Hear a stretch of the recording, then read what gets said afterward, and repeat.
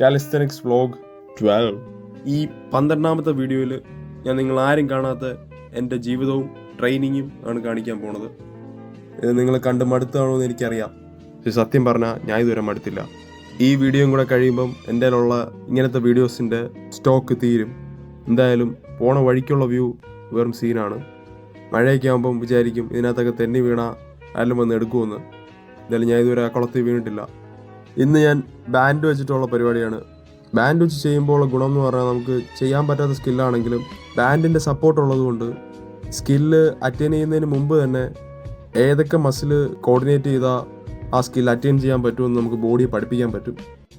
അതിനുശേഷം ഡിപ്സ് റിങ്ങിലും ഫ്ലോറിൽ പുഷപ്പും സൂപ്പർ സെറ്റിൽ അടിക്കും.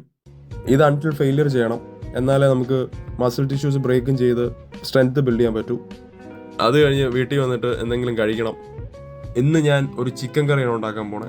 ഇതിനത് എൻ്റെ കയ്യിലുള്ള എല്ലാ പൊടിയും ഇടും.